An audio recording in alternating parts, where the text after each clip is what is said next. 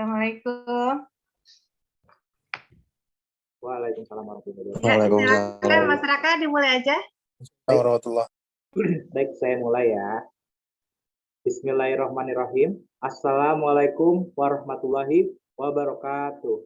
Waalaikumsalam. Alhamdulillahirabbil alamin. Wassalin sayyidina wa maulana Muhammadin wa ala alihi wa sahbihi ajmain, amma ba'du.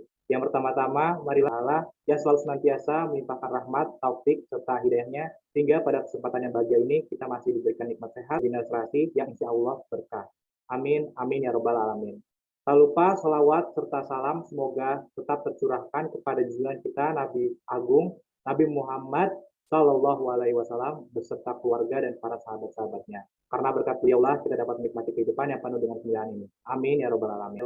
Rahma, Ketua PD Salimah Kabupaten Bogor dan jajarannya, yang terhormat Salimah Kabupaten Bogor, dan yang saya hormati Ibu Nurul Fadilah SKM, yang berbahagia. Organisasi kita pada malam hari ini mendengarkan dan menyanyikan lagu Indonesia Raya dan Mars Salimah. Kepada operator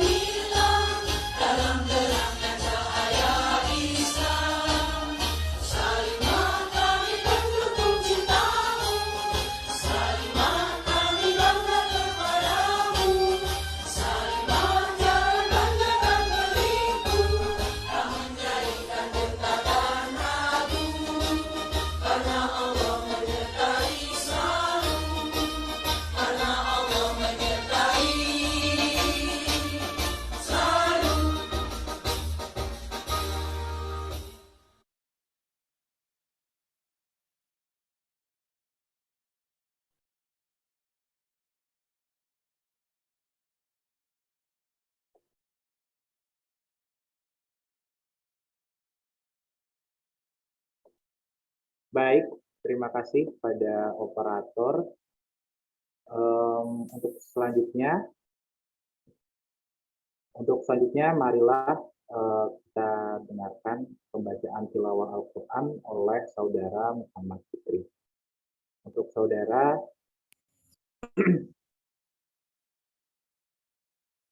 dipersilakan.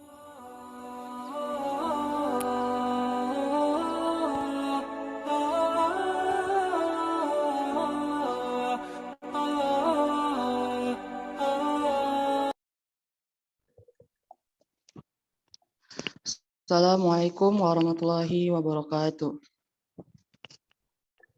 Waalaikumsalam. Waalaikumsalam warahmatullahi wabarakatuh. A'udzu billahi minasy syaithanir rajim. Bismillahirrahmanirrahim. Iza waqa'atil waqi'ah laisa liwaqa'atiha kadhibah خافضة رافعة إذا رجت الأرض رجا وبست الجبال بسا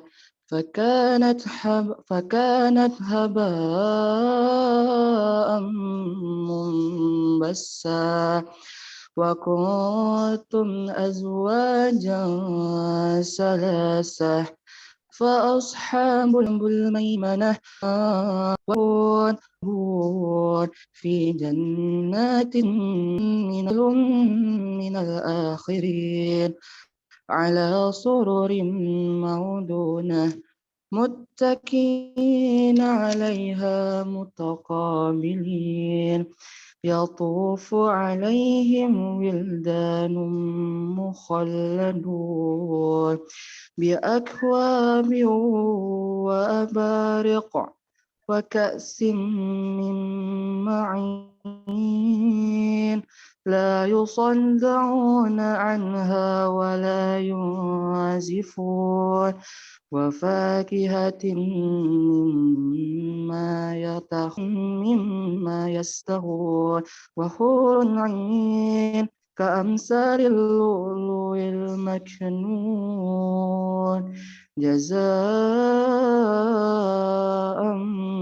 بما كانوا يعملون لا يسمعون فيها لغوا ولا تأثيما إلا قيلا سلاما سلاما وأصحاب اليمين ما أصحاب اليمين في سدر مخضود وطلح منضود وظل ممدود وماء مسكوب وفاكهة كثيرة لا مقطوعة ولا ممنوعة وفرش مرفوعة إنا أنشأناهن إنشاء فجعلناهن أبكارا عربا أترابا لأصحاب اليمين ثلة من الأولين وثلة من الآخرين صدق الله العظيم. Assalamualaikum warahmatullahi wabarakatuh. Waalaikumsalam warahmatullahi wabarakatuh. Waalaikumsalam warahmatullahi wabarakatuh. Baik, terima kasih atas pembacaan doa tilawahnya pada Muhammad Ri. Alhamdulillah. Untuk selanjutnya, marilah.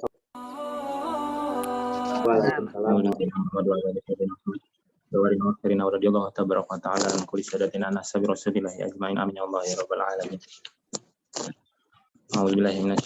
Bismillahirrahmanirrahim. Alhamdulillahirabbil alamin.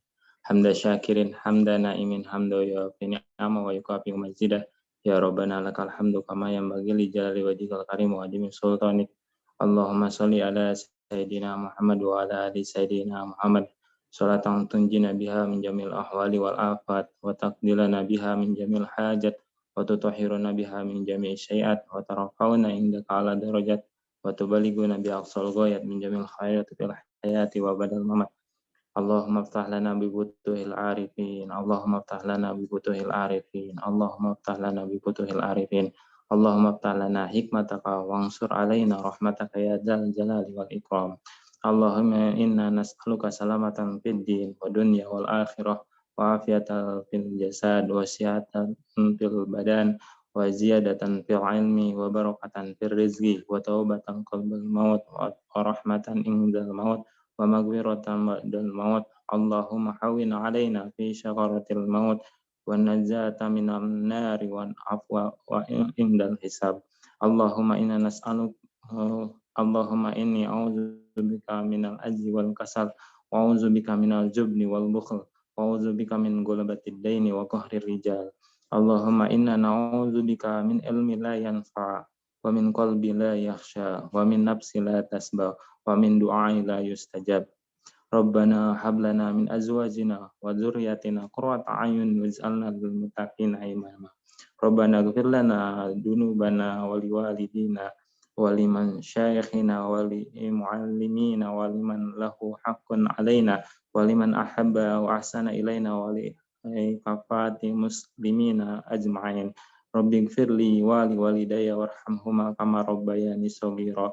Rabbana taqabbal minna innaka antas samiul alim wa tub alaina innaka antat tawwabur rahim. Rabbana atina fid dunya hasanah wa fil akhirati hasanah wa qina azabannar. Subhanaka rabbil izzati amma yasifun wa salamun alal mursalin walhamdulillahi rabbil alamin. Al-Fatihah. Wassalamualaikum warahmatullahi wabarakatuh. Waalaikumsalam warahmatullahi wabarakatuh. Baik, terima kasih dengan doa saudara Anugraha. Yang untuk selanjutnya kita akan mendengarkan sambutan oleh Ibu Nur Lailatul Rahman, selaku Ketua PD Salimah Kabupaten Bogor. Kepada Ibu, waktu tempatnya kami persilahkan.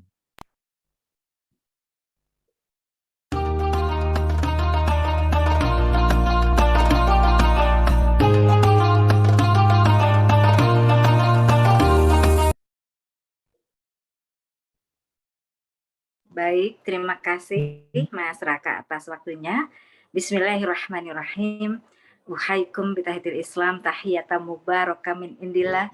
Assalamualaikum warahmatullahi wabarakatuh.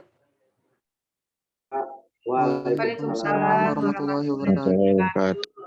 Alhamdulillahirabbil alamin. Alhamdulillahilladzi arsala rasulahu bil huda wa dinil haq yudhhirahu 'ala dini kullihi wa kafa billahi syahida. Allahumma shalli 'ala Muhammad wa 'ala ali sayyidina Muhammad. Qala rabbi shrah sadri wa yassir li amri wahlul 'uqdatam min lisani yafqahu qawli amma ba'du. Yang sama-sama kita hormati tentu saja alhamdulillah pemateri kita yang pada malam hari ini telah hadir membersamai kegiatan kita, Al-Mukarramah Ustazah Nurul Fadilah SKM. Hatur nuhun Ustazah telah berkenan hadir dalam acara kegiatan Departemen Diklat pada malam hari ini. Teriring doa semoga Ustaz Allah. Amin Allahumma amin. Juga yang tercinta yang saya Salimah Kabupaten Bogor yang dikomandoi oleh Ibu Ani dan juga Bu Erni dan seluruh timnya yang luar biasa yang pada hari ini kembali hadir mempersembahkan sebuah kajian khususnya untuk para remaja pranikah yang merupakan sesi kelima di malam hari ini. Semoga juga teman-teman Depdiklat yang terus berjuang menghadirkan yang terbaik program-program untuk anak remaja kita diiringi dengan doa. Semoga Allah senantiasa memberikan kemudahan dalam segala urusannya hingga kita bisa terus bermanfaat untuk umat. Amin Allahumma amin. Tak lupa izinkan saya juga menyapa luar biasa ini generasi muda kita, penerus kita yang nantinya akan meneruskan dakwah teman-teman Salimah. Nampak hari ini tadi moderatornya sudah sangat baik ya Mas Raka. Terus saya perhatikan lantunan ayat suci Al-Qur'an yang Mas Fikri ya. Kemudian juga A. Anugraha membacakan doa yang menyentuh kalbu di sini. Ada suatu keharuan di mana malam hari ini kalau boleh dibilang ada secercah kebahagiaan dari kami generasi tua ya, bahwa ternyata tidak semua generasi Z yang kita sering dengar beritanya bahwa mereka adalah banyak sekali yang terkontaminasi dengan teknologi, namun hari ini kita telah menyaksikan dari sekian banyak anak-anak muda di luar sana, kita bisa menyaksikan di sini bersama Serasi Depdiklat kita bisa melihat adanya secercah harapan anak-anak muda yang insya Allah akan terus berdakwah, menularkan amal-amal soleh dan kebaikannya, yang insya Allah mudah-mudahan para kakak di sini, ya anak-anak bunda senantiasa terus istiqomah dalam ketaatan di jalan Allah Subhanahu Wa Taala. Amin Allahumma amin. Di kesempatan malam yang berbahagia ini, tentu saja puji dan syukur kita panjatkan kepada Allah Subhanahu Wa Taala Rabb yang Maha Agung, yang atas izinnya maka hari ini kita kembali bertemu, bermuajahah, bersilaturahim, sekaligus kita sama-sama akan bertolabul ini. Kita sama-sama akan menambah ilmu pengetahuan kita. Kita sama-sama akan terus menempa wawasan kita sehingga kita akan menjadi para generasi muda yang senantiasa dibentengi dengan akhlak karimah. Ya insya Allah tujuan daripada serasi yang mana salah satunya adalah ingin mencetak generasi muda bangsa yang bukan hanya sekedar berakhlakul karimah, namun juga mereka terampil dalam menghadapi masalah-masalah di era kekinian, khususnya di generasi milenial seperti sekarang ini. Ala kulli hal kita juga bersalawat kepada Nabi kita Nabi Muhammad SAW beserta keluarga, para sahabat, tabiin, dan seluruh pengikutnya hingga akhir zaman, insya Allah sampai kepada kita umatnya. Teman-teman, saya manggilnya apa ya? Kalau bilang sis dan bro itu kesannya terlalu muda gitu. Yang jelas buat anak-anak bunda yang ada di sini yang malam hari ini tetap setia bersama programnya Serasi dari Depdiklat, saya ingin mengucapkan barakallahu fikum jami'an. Kalian adalah anak-anak muda bangsa yang terpilih oleh Allah. Tentu bukan karena paksaan orang tuanya untuk mengikuti kegiatan ini, tapi saya yakin adanya di sini adalah bagian, ada campur tangan Allah yang akhirnya Allah lah yang memilih teman-teman semua hingga hadir dalam kegiatan yang sangat bermanfaat ini. Sebagaimana kita ketahui pergaulan di era seperti sekarang ini, di mana zaman, Masya Allah, kalau kita bercerita zaman sekarang ini, tantangannya sungguh sangat lebih berat daripada zaman-zaman sebelumnya, di mana teknologi belum begitu booming, belum marak sebagaimana seperti sekarang ini. Maka pergaulan di antara sesama kita, pandai memilih dalam bergaul, itu salah satu kunci sukses. Remaja zaman now, zaman Z, zaman milenial, itu akan mendapatkan keselamatan. Dengan siapa kita berteman, dengan siapa kita bergaul, itu merupakan salah satu syarat bagaimana kita bisa menempatkan diri kita. Tentu kita sering mendengar pepatah, jika kita bergaul dengan atau berteman dengan penjual minyak wangi, maka kita akan terbawa aroma wanginya. Dan sebaliknya, ketika kita bergaul dengan mungkin penjual apa ya, pandai besi atau apapun itu jenisnya yang beraroma sangat menusuk, maka akan seperti itu pula lah wangi kita karena berdekatan. Hari ini semacam ini kalau kita mencari diri kita kepada orang-orang yang baik, mendekatkan, kita mungkin mudah goyah. Dan pada teman-teman ini, anak-anak ini, kalian ada nempat ilmu dan menghantarkan dirinya kepada kunci kesuksesan adalah di samping mencari teman yang baik, juga adalah memperdalam. Kita adalah termasuk mampu memanfaatkan waktu dengan sehari. Kalau waktunya jam segini enaknya bobok lebih awal ya. Tetapi teman-teman tetap standby di layar, menunjukkan di hadapan Allah bahwa berharap Allah kelak lagi barakallahu fikum jami'an akan mengikuti kegiatan serasi. Kita sudah siap, mudah-mudahan enteng 5 Kabupaten Bogor akan menjadi golongan orang-orang yang dipilih oleh Allah dan diselamatkannya. Amin. Allah maaf. Demikian sambutan dari Bunda. Sekali lagi selamat, terus bersemangat. Kalian adalah harapan kami. Kalian adalah generasi muda yang akan melanjutkan dakwah kami. Maka tetaplah berada di jalan ini. Insya Allah, Allah pun akan menjadi penolong kalian. Kesuksesan di dunia wal akhirat, insya Allah akan menyertai anak-anak Bunda yang ada di sini. Terima kasih. Wallahu muwaffiq ila aqwamit thoriq. Wassalamualaikum warahmatullahi wabarakatuh. Waalaikumsalam warahmatullahi wabarakatuh. Nuhun Bu Lela. Alhamdulillah, amin. Sami-sami Bu. Terima kasih atas sambutannya oleh Bunda Nur Laila. Semoga insya Allah ilmu pada malam hari ini bisa bermanfaat untuk kita sebagai generasi muda. Amin. Amin. Baik, untuk selanjutnya kita memasuki sesi berfoto bersama. Boleh yuk kakak-kakak, adik-adik, ibu-ibu juga untuk on cam supaya tahu nih wajah semangatnya dalam mencari ilmu. Yuk kita on cam dulu yuk. Yuk. Jangan kalah sama generasi zaman dulu nih yang sudah siap. Ayo kita foto dulu ya.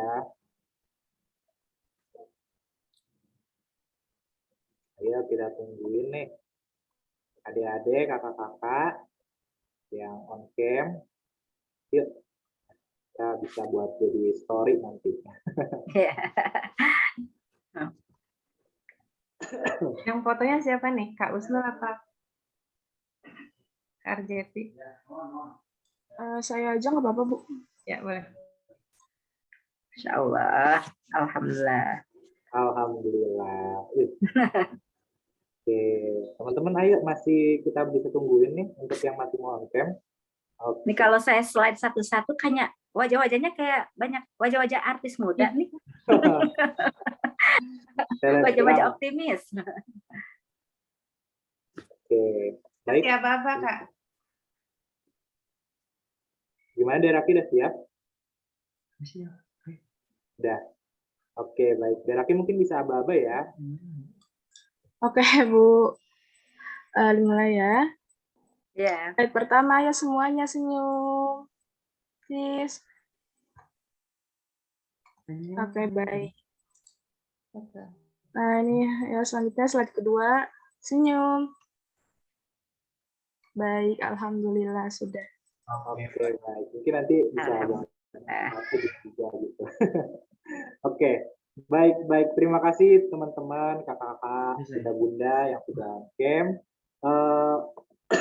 Sebelumnya untuk acara ini sebelum dimulai, saya mau ingetin nih, diharapkan bagi peserta untuk jangan lupa mengisi daftar hadir ya, dan aktif ketika acara berlangsung karena akan ada door prize menarik bagi peserta yang beruntung. Dan alhamdulillah sepertinya sudah hadir di tengah-tengah kita Ibu Nurul Fadilah SKM yang akan menjadi materi kita pada malam hari ini. Mungkin untuk lebih akrab kita bisa sapa dengan Bunda Lilah ya Bu ya. Ya, betul. Oke, baik. Baik.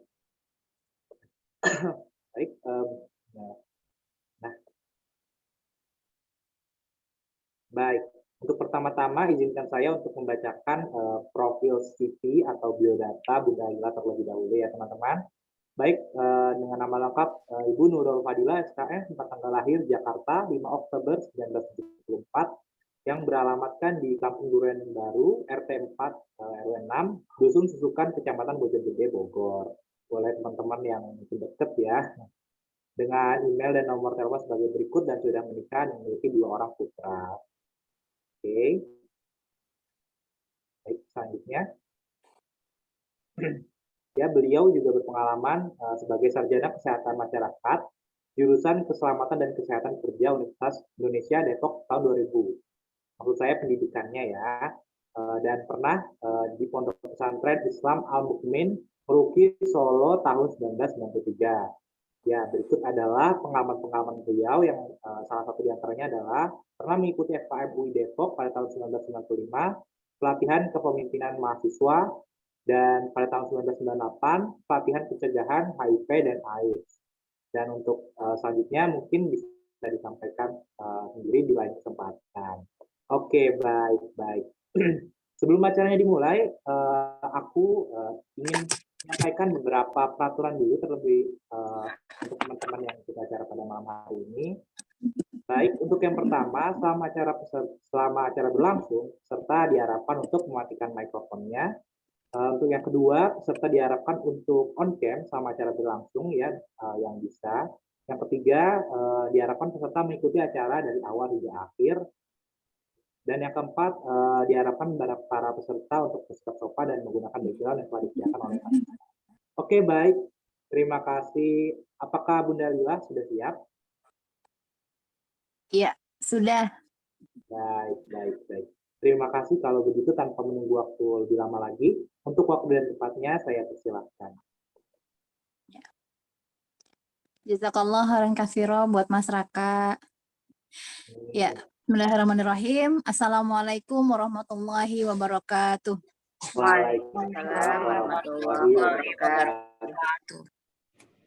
Alhamdulillahilladzi arsala rasulahu bil huda wa dinil haqq liyudhhirahu 'ala dini kullih wa kafa billahi syahida. Asyhadu an la ilaha illallah wa asyhadu anna Muhammadar Rasulullah amma ba'd. Alhamdulillah malam ini kembali cerah setelah tadi sore. Masya Allah ya. Saya khawatir kalau sampai malam nanti gangguan sinyal dan lain sebagainya, tapi alhamdulillah dengan izin Allah di malam hari ini Allah berikan kita waktu, Allah berikan kita kesempatan untuk bisa sama-sama mengikuti kajian ilmu. Mudah-mudahan Allah luaskan wawasan kita, Allah berikan pemahaman dalam diri kita, gitu ya. Apalagi ini buat anak-anak apa adik-adik? Oh, kalau adik-adik Terasa Tua muda ya. banget ya. Kasihan adik-adiknya, bukan kasihan sayanya gitu ya. Ya jadi anak-anak aja ya, anak bunda juga ada yang sudah lulus kuliah kok gitu. Jadi apa namanya, insya Allah anak bunda semuanya. Baik, mudah-mudahan bisa menjadi tambahan pahala juga buat kita semua gitu ya. Tentu senantiasa bersyukur kepada Allah untuk semua limpahan nikmat. Salawat dan salam terlupa tersampaikan kepada junjungan kita, kepada baginda Rasulullah Nabi Muhammad SAW, kepada keluarganya, juga kepada para sahabat. Materi kali ini lumayan menantang, lumayan menyenangkan gitu. Karena kalau kita berpikir mengatur, tapi jangan berpikir Islam gitu banget sih, capek banget sih gitu, sampai hal-hal diurusin gitu. Kesannya jadi seolah-olah kita kita masih SD aja. Jadi medsos itu sedemikian rupa mempengaruhi kita semua, yang dikatakan orang masih nyari jati diri dan lain sebagainya gitu. Jadi yang makanya kalau Bunda selalu bilang ujian sebagai anak muda itu nggak terlalu banyak gitu. Paling ya karena kita sudah berhijab, orang waktu itu hijab itu belum jadi trendsetter ya, belum zaman Bunda masih di pesantren dulu, kalau pas liburan pulang ke rumah terus ada aja gitu yang bilang, palanya botak ya, lihat dong katanya rambutnya dan sebagainya lah, paling bulian-bulian kayak gitu. Tapi kalau zaman sekarang, ya Allah, itu kan ibaratnya gangguan-gangguan datangnya dari eksternal gitu. Tapi kalau zaman sekarang itu sudah gangguan itu datangnya sudah dalam genggaman gitu. Jadi Bunda karena masih punya anak yang kecil juga gitu ya, menjelang remaja gitu. Jadi alhamdulillah cukup update lah gitu dengan perkembangan sekarang. Ikut nonton TikTok gitu kan, ikut lihat Instagram dan lain sebagainya gitu, karena itu akan membantu Bunda ketika nanti ada sesuatu yang terjadi lah sama anak Bunda dan lain sebagainya, misalnya seperti itu. Dan ternyata memang Masya Allah di TikTok itu kan banyak gitu ya propaganda-propaganda yang menyebutkan kita percaya sama Allah, tapi kita nggak perlu agama, ya nggak? Ini boleh kok kalau mau komen asal nggak terlalu bocor suaranya silahkan gitu ya, nggak masalah gitu. Jadi kita interaktif aja gitu. Itu yang kita dapati sekarang seperti itu. Jadi ada yang namanya aliran-aliran, mereka bukan komunis, mereka bukan ateis, mereka masih percaya Tuhan, masih menyebut nama Allah, kaget juga masih bilang astagfirullah, takut juga masih bilang subhanallah gitu ya. Tapi mereka nggak percaya bahwa agama itu Allah yang buat. Agama itu Allah yang atur, enggak percaya itu buat saya pernah gitu kan, tapi tidak percaya agama. Namanya pernikahan beda kan, berarti namanya main kriuk. Jadi ini setinggi mungkin kita ingin pernah gitu. Karena kadang-kadang tanya ke hatimu, memang tidak sesial ya, tari Jaipong nih punya orang Sunda malahan gitu ya, itu kan Bunda bilang seperti itu sama dia. Jadi kan kebebasan berkegiatan apapun diberikan Isra gaulan, silakan. Jadi anak muslimah, anak-anak dari Bunda aku di pesantren melihat ada apakah nanti sampai dulu nama dekan beras. Yang mereka bukan belum nih Salimah mengadakan kegiatan serasi, mudah-mudahan bisa membentengi luar biasa punya gitu. Ya. Yang jadi ternyata ini yang tidur. Bagaimana pergaulan tentang remaja enggak ya gitu, tapi ini buat menemukan teman dengan siapapun kita bisa bersih adalah yang namanya harus anjrit ya, biasa ya. Yang dulu gitu ya, bilang tolol, bilang Indonesia kayak gitu, yang diomongin bisa gitu. Jadi ini harus hati-hati karena kan memang dalam hadis tuh Rasul pernah mengatakan ingat akhirat. Jadi maksudnya adalah solih ya, kita otomatis kan bawaan kita juga lebih nyaman. Terusnya gitu ya, definisi yang dimaksud dengan pergaulan Islam itu yang begitu, kan keimanan yang menambahkan keimanan dan lain sebagainya. Bukan berarti terus kalau ketemu ceramah enggak juga gitu ya, atau bagaimana tidak, tapi tetap ada suasana saling menghargai dan lain sebagainya itu ada. Nah, kemudian dalilnya kita bisa melihat ini di surat An-Nisa ayat 36 bahwa Allah memerintahkan kepada kita. Jadi ada wabil walidaini ihsana wa bidzil qurba wal yatama wal masakin wal jari dzil jambi wal jari junubi was sahibil jambi wa ibnis sabil wa ma malakat aymanukum. Jadi ini adalah beberapa orang-orang yang Allah perintahkan untuk berbuat baik kepada mereka. Otomatis nomor 1 ibu bapak, pasti ya. Jadi memang ayah ibu itu adalah orang yang paling pantas mendapatkan sopan santunnya kita anak-anak, kebaikannya kita anak-anak gitu ya. Jadi kalau misalkan di luar senyum sama teman-teman, happy sama teman-teman, harusnya di rumah pun seperti itu. Percaya nggak gitu? Kadang-kadang ibu itu cuma merindukan senyumnya kalian, cuma merindukan pelukannya kalian, cuman itu sebenarnya tidak butuh apapun. Tapi kalau sudah dipeluk anak, dicium anak gitu ya, I love you itu buat orang tua, mau jauh mau orang lain, harus kita berikan kita mempergauli mereka dengan baik. Dari Anas bin Malik, cara maka beliau tidak memalingkan mukanya dari orang tersebut, saya tidak melepas tangannya sehingga ia sendiri yang melepaskannya. Dua lutut itu ya. Ini menunjukkan nggak ada tuh apa phishing ya. Kayaknya dibacanya tulisannya P sama teman atau sama orang tua atau di manalah gitu ya. Kita kan sambil megang HP ya. Jadi kadang-kadang perhatian kita nggak sepenuhnya kepada orang. Rasul mencontohkan ketika dia berhadapan, dia benar-benar memperhatikan raut wajah lawan. Sayang tuh kalau kayak gitu. Nah kemudian kalau pergaulan Islam itu satu kemana kita sopan santun tuh nggak harus ini kok. Jadi gini, di dalam Islam tuh ada istilah. Jadi yang dimaksud dengan sopan santun itu tidak harus kita berbicaranya pelan, nggak harus begitu sebenarnya. Radhiyallahu an dengan sopan santunnya Umar bin Khattab radhiyallahu an itu pasti beda gitu.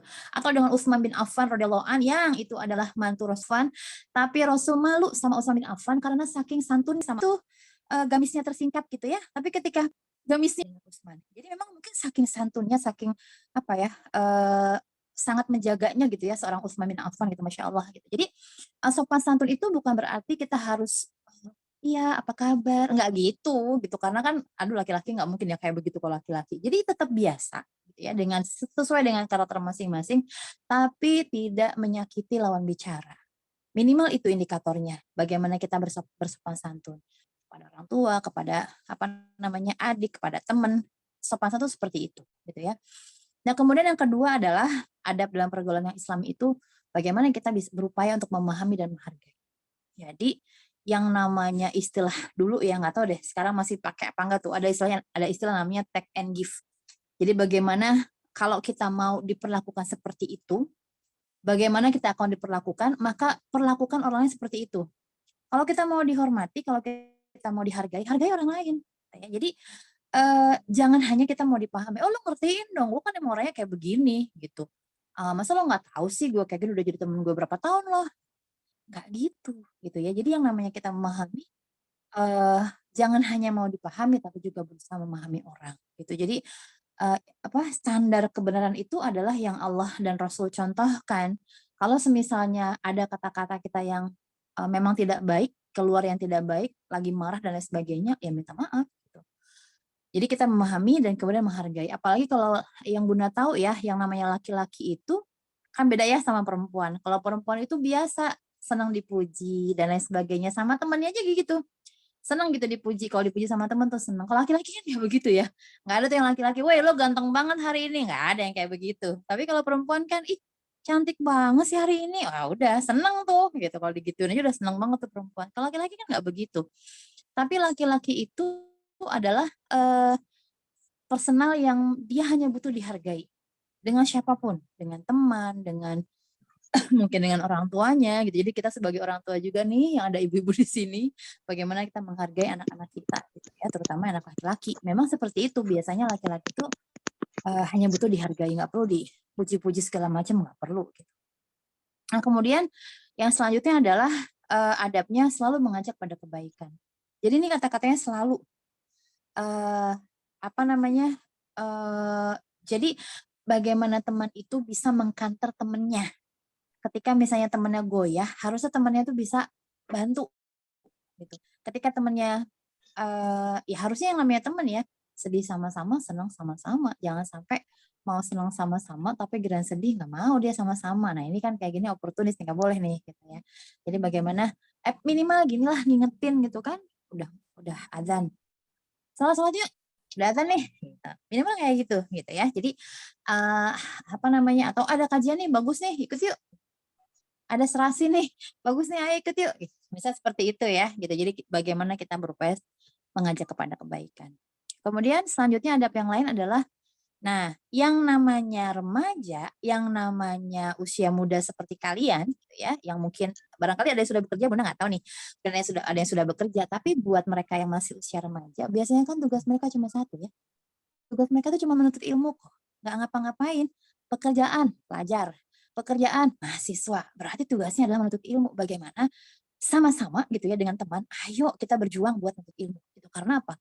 Rasul pernah mengatakan, man aradallahu bihi khairan yufaqihuhu fiddin gitu ya. Jadi barang siapa yang Allah menghendaki pada dirinya kebaikan, maka Allah akan memahamkannya pada agamanya gitu. Jadi buat teman-teman yang mungkin perkuliahannya umum ya gitu, ambil teknik kah, ambil komputer kah, ambil hukum dan lain sebagainya, tetap perlu kita belajar mengkaji ilmu-ilmu agama. Ilmu agama itu kalau di kitabnya Alimul Muta'alim ya, itu dikatakan ilmu itu kan dibagi-bagi. Ada fardu ain, ada fardu kifayah, ada yang mubah, bahkan sampai yang haram pun ada gitu ya, level-level ilmu. Nah, yang fardu ain itu hanya ilmu-ilmu agama, ilmu-ilmu yang memang kita pakai sehari-hari, fikih, akidah, akhlak dan lain sebagainya yang harusnya memang sudah ditanamkan sejak kita kecil ya sama orang tua gitu, atau juga pelajaran-pelajaran fikih kan sudah kita terima ketika SD, SMP dan lain sebagainya. Nah, cuman kadang-kadang suka lupa kamar mandi aja deh, gampang deh. Ayo. Maya nih dikirimin pulsa nih, apa OVO, apa GoPay, apa. Ayo teman-teman.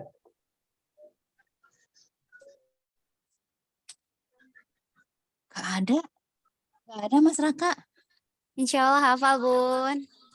Ayo, Coba. Angkem dong. ayo. Doa keluar kamar mandi ya, Bun. Bismillahirrahmanirrahim. Ghufranaka alhamdulillahilladzi adhaba anil adha wa afani. Segala puji bagi Allah yang telah menghilangkan penyakit dan membuatku sehat. Oke, Anda mendapatkan pulsa. Nanti kirim itu ya. Allah. Kirim Namanya siapa? kirim nomor WA-nya ya ke Mas Raka atau ke panitia lah boleh. Boleh. Namanya nggak Iya. ada tuh masyarakat tadi. Ada. Oh, ada. Ya. Oke. Alhamdulillah, ternyata di usia dewasa masih ada yang hafal. Dari Karena pengalaman Bunda, jangankan sudah SMA, sudah kuliah ya, SMP aja. Waktu dites, udah lupa semuanya.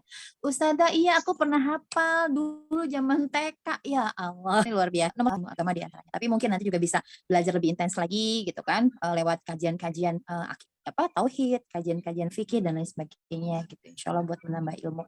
Karena kalau ilmu yang lain, kedokteran kah, hukum, psikolog, dan lain sebagainya, itu masuknya fardu kifayah. Jadi kalau sudah ada yang belum pelajarinya, maka tidak ada lagi kewajiban, atau maksudnya sudah gugur gitu kewajiban kalau sudah yang mempelajarinya. Gitu.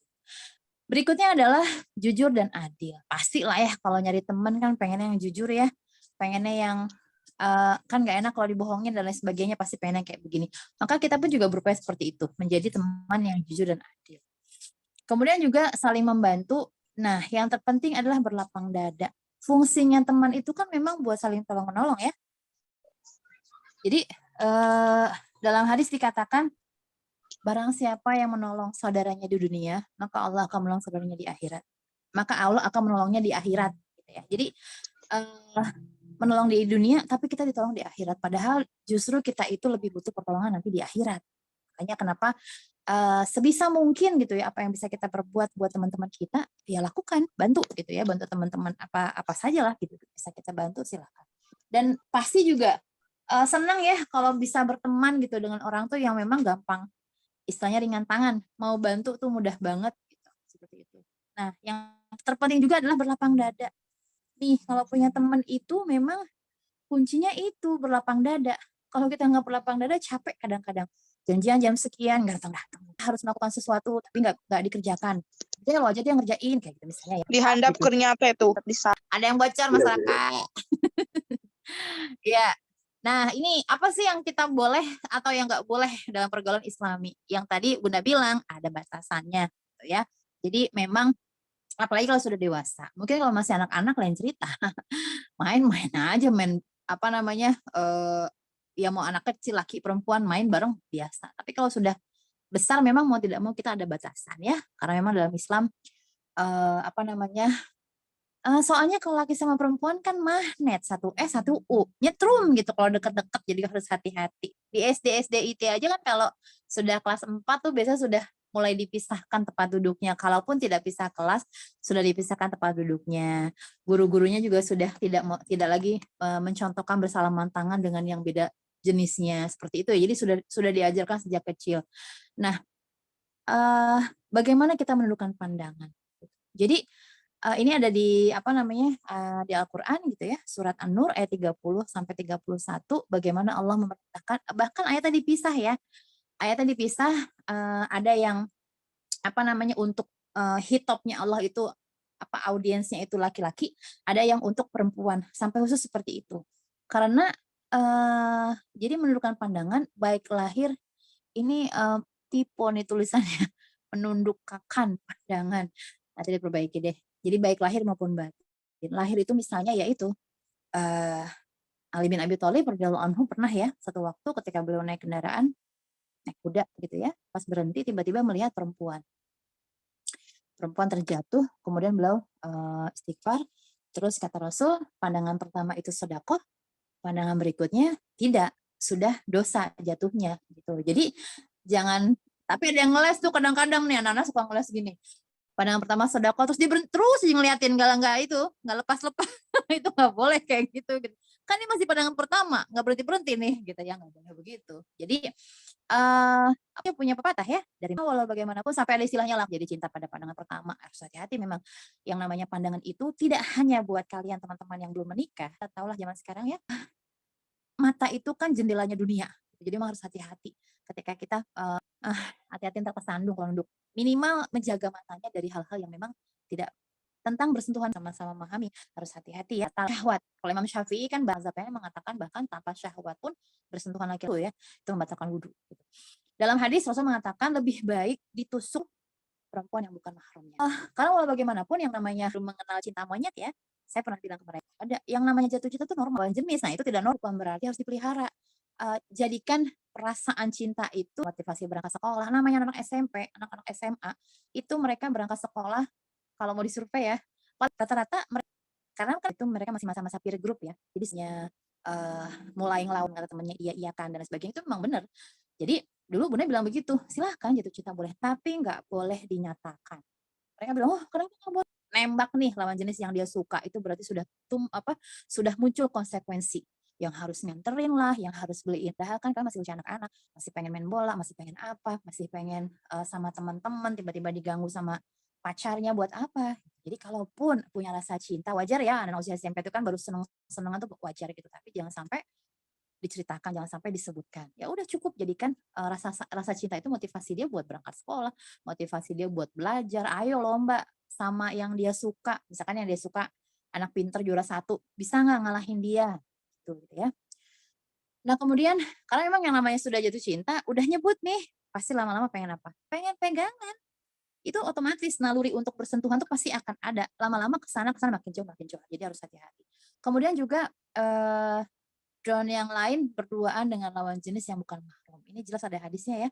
Dilarang karena yang ketiganya adalah setan. Setan pasti ganggu.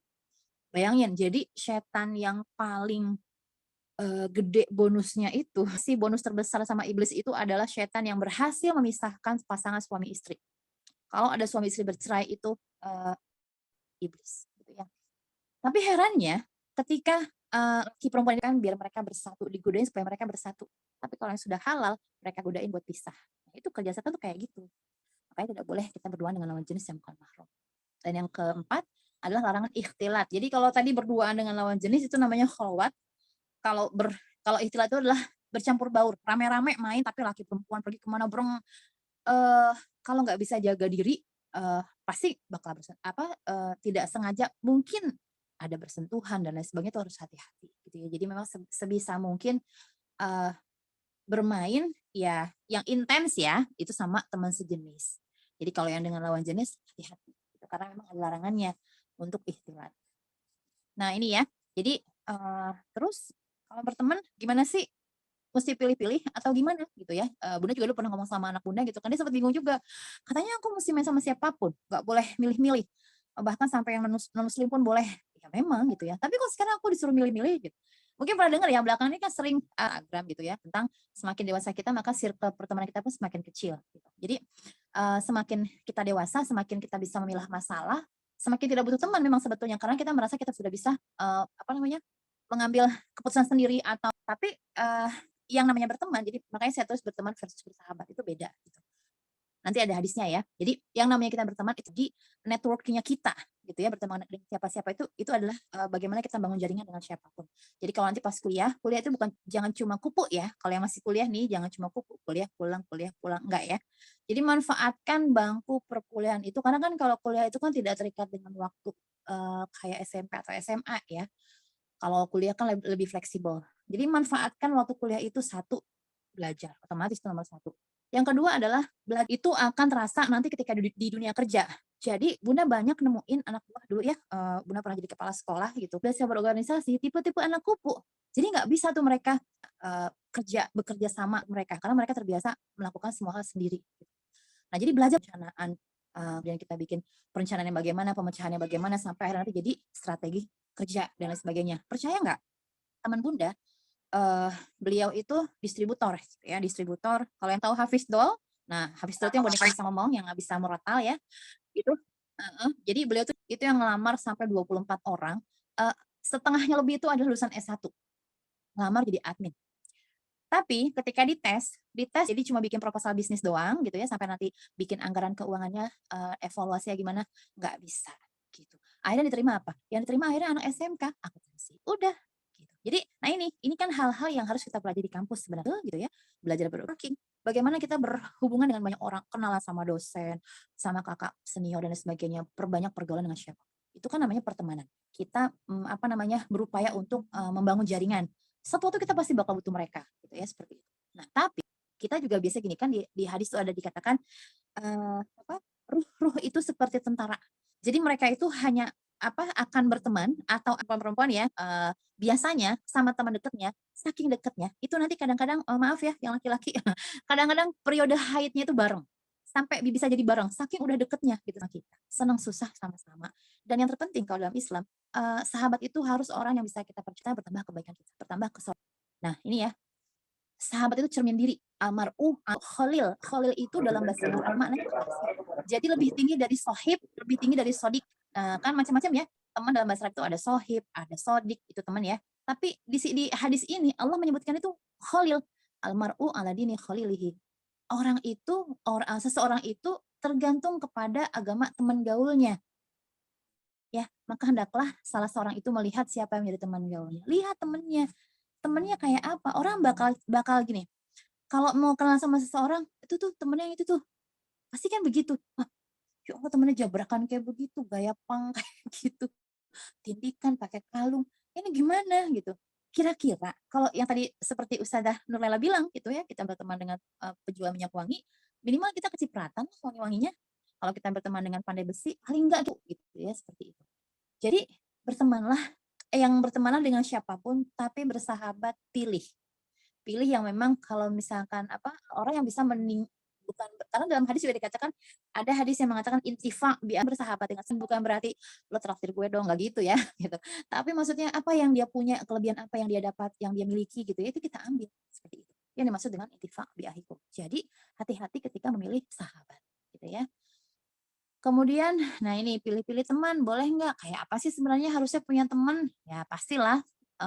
Nah tapi ini makanya kan sebenarnya hampir mirip sama yang tadi ya, ciri teman yang baik tuh kayak beginilah gitu. Tapi ini makanya Bunda ngambil dari perkataannya Imam Al-Ghazali di kitab beliau Bidayatul Hidayah gitu ya. Jadi beliau mengatakan yang pertama, cari teman itu yang berakal. Iyalah, masa yang nggak berakal ya kita cari. Tapi maksudnya adalah orang yang pinter. Yang kalau kita bersama dia, kita bakal ikut pinter, bakal jadi pinter. Ada yang bisa kita ambil dari dia, ya, orang yang paling tidak enak diajak ngobrol, nyambung gitu ngomongnya, mungkin dia banyak baca atau apa dan lain sebagainya, punya skill tertentu gitu ya dan sebagainya. Gitu. Yang kedua pasti yang baik akhlaknya, nggak mau lah ya kita disakitin, kita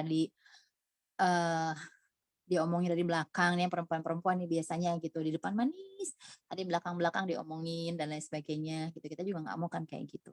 Kemudian tentu kita mau orang-orang yang solih, yang kalau bersamanya minimal kita ingat, oh iya ya hari ini belum tilawah, ngeliatin teman kita tilawah, luar biasa.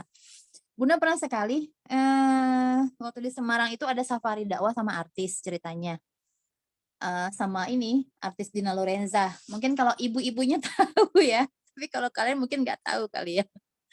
Jadi itu artis lama, seumuran Bunda sih gitu ya, juga kuliahnya juga sama-sama di UI dulu, jadi makanya pas ketemu tuh klop aja gitu, ngobrol aja gitu, langsung masuk.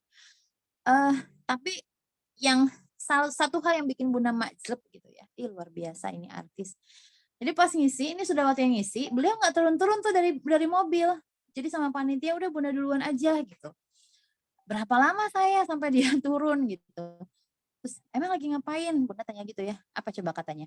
Kata asistennya, itu apa namanya, Mbak Dinanya lagi nyelesain tilawahnya dulu, harus selesai 1 juz soalnya sebelum zuhur. Masya Allah kan luar biasa seorang artis. Setahu Bunda sampai sekarang dia masih aktif, soalnya kan Bunda suka kan follow IG-nya ya, masih lah masih kan.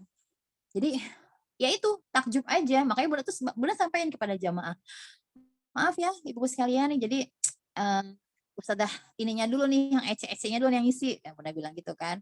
Karena ini Mbak Dinanya, beliau kan speaker utama ya, meskipun beliau memang hanya menceritakan perjalanan hijrahnya kita seperti apa gitu.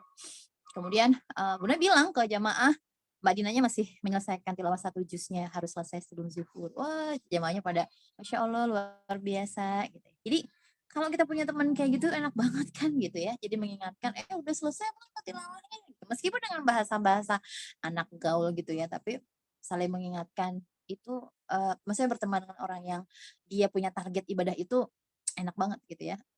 Kemudian teman berikutnya yang dikatakan Imam Al-Ghazali adalah yang tidak tamak dunia. Cuma masalahnya sekarang kayaknya ya, kalau lihat TikTok, kalau lihat IG, kok kayaknya segala sesuatu harus berhubungan dengan cuan ya. Jadi berteman dengan teman yang banyak cuannya dan lain sebagainya gitu ya. Jadi gak banyak gitu orang-orang yang, tapi Masya Allah Bunda pernah punya teman, cuma sayangnya bukan non-muslim. Beliau Nasrani. Ayahnya pendeta gitu ya, ibunya dokter. Zaman itu tahun 94 sampai 97 Bunda kuliah itu tuh Bunda itu jatah seminggunya 10.000 buat jajan sama ongkos 10.000 karena kan naik metro mini masih cepet. Zaman itu masih 100 perak. Mahasiswa ya. Bayangin Bunda 10.000 berarti kan sebulan 40.000. Itu teman Bunda itu sebulan 150.000. Hampir 4 kali lipatnya. Karena emang anak orang kaya gitu, rumahnya di Cempaka Putih sana gitu. Tapi percaya nggak? Selama dia kuliah itu ransel nggak pernah ganti. Sepatunya ada bolongnya dikit depannya.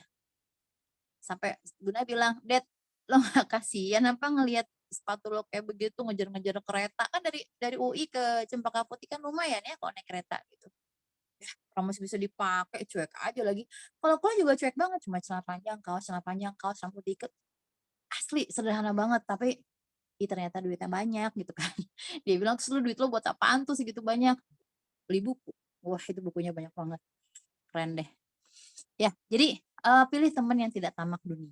Biasanya kalau orang-orang yang tidak tamak dunia berarti sederhana ya. Maksudnya bisa jadi dia orang kaya, kayak Bob Sadino gitu ya. Kaya tuh, tapi kan kemana-mana pakainya celana pendek. Cuek aja dia gitu. Pakai sandal jepit, cuek aja dia. Gitu. Kalau kita kan kadang-kadang mohon maaf gitu. Sebaliknya, orang-orang yang kurang justru mereka berlomba-lomba kredit motor NMAX terbaru. Hati-hati loh. NMAX sekarang akan menjadi motor sejuta umat saking banyaknya. Jadi udah nggak eksklusif lagi. Dulu kan kayaknya baru sedikit yang pakai, sekarang udah banyak gitu ya. Nah, kemudian yang terakhir adalah syarat teman itu cari yang jujur. Kalau di kitabnya sih ditulisnya tuh sodik. Sodik tuh maknanya bisa jujur, bisa artinya tuh benar. Jadi maksudnya mereka orang-orang yang senantiasa berusaha untuk melakukan hal yang benar gitu ya, seperti itu. Kemudian udah hampir selesai kok ini. Nah, ini yang paling penting sebenarnya. Salah gaul. Hati-hati. Ini buat teman-teman semua ya. Tapi Bunda sih yakin insya Allah nih kalau teman-teman yang diserasi anak-anak yang solih, anak-anak yang baik insya Allah. Mudah-mudahan Allah terus bentengi kalian supaya bisa terhindar dari hal-hal yang seperti ini. Karena yang namanya hal-hal yang kadang-kadang kita hidup pasti belok-belok ya. Nggak seterusnya lurus tuh, nggak mungkin. Pasti ada belok-beloknya, pasti ada salah-salahnya. Tapi harus diingat adalah dalam setiap salah yang kita lakukan, minta maaf sama Allah, minta maaf sama orang tua, karena apalagi kalau misalnya kesalahannya itu berhubungan dengan orang lain. Naudzubillah misalnya gitu ya, sampai bikin malu orang tua, ya, bikin malu sekolah, bikin malu orang dan sebagainya, itu harus di bukunya psikolog siapa tadi Bunda lupa bacanya. Dia nulis ada 15 sebenarnya, ada 15 bentuk salah pergaulannya atau bentuk penyimpangannya dari pergaulan anak-anak zaman sekarang. Ini Bunda sih tulis, mungkin kalau laki-laki ada tawuran ya. anak SMA, STM zaman dulu ya, nah itu sering tuh, kayaknya saya sih udah enggak ya. Anak-anak kampus, zaman Bunda kuliah itu kampus ISTN sama kampus IISIP, waduh itu tawuran terus.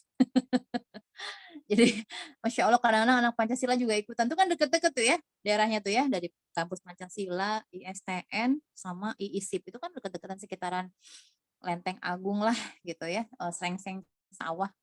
Wah itu Masya Allah dulu gitu kalau lagi tawuran tuh mereka luar biasa. Bunda sekali pernah ngalamin lagi naik bus, anak SMA tawuran. Itu naik itu busnya itu mereka pakai, jadi ya Allah apa dari balik ranselnya itu mereka ngeluarin ban pinggang tapi yang rantai. Ada yang bawa pedang, golok panjang gitu ya, itu diguduk-gudukin bus yang Bunda naikin waktu itu dari Manggarai mau ke Pasar Minggu. Terus itu Bunda udah teriak gitu ke mereka, udah berhenti ngapain sih gitu. Ya alhamdulillahnya itu apa namanya supirnya ngerti, langsung dia ngebut, jadi anak-anak yang tawuran itu ketinggalan. Tapi itu udah berdarah-darah tuh mereka, serem banget melihatnya ya. Terus sekarang yang sering nih dekat rumah Bunda juga ada nih jalan baru tuh, jalan baru yang ke arah Parung nih dari Bojong, itu udah jadi tempatnya balapan liar karena emang jalannya masih sepi, akhirnya dipakai buat jadi balapan liar. Anak motor, ngeri ya. Anak motor tapi anak motornya nggak bener, gimana dong? Kadang-kadang ngejarah Indomaret, kadang-kadang gimana gitu ya. Serem banget. Nah, kalau yang selanjutnya adalah di antara bentuk penyimpangan lain tentu adalah tentang pergaulan bebas. Ini memang sudah jadi hal yang sangat-sangat biasa seolah-olah gitu. Mungkin teman-teman juga tahu lah sekarang yang lagi viral SCBD. Ya, Sudirman, saya Depok, ya Allah, itu kan lagi heboh banget, udah kayak Harajuku katanya. Tapi yang jeleknya apa? Yang sering muncul apa? Siapa? Bonge sama kurma. Ada yang tahu? Jangan-jangan pada nggak tahu, Bunda doang nih yang tahu, jangan-jangan. Aduh. Gitu. Roy Citayam, Yang Bu. lagi viral itu si bonge sama si kurma. Yang apa? Pertanyaannya udah pacaran berapa lama? Baru aja. JJ Bun, JJ. Nah ada lagi tuh. Ada lagi. Iya makanya itu ya Allah Masya Allah gitu ya. Jadi biasa banget ya kalau misalkan mau diungkap parah gitu.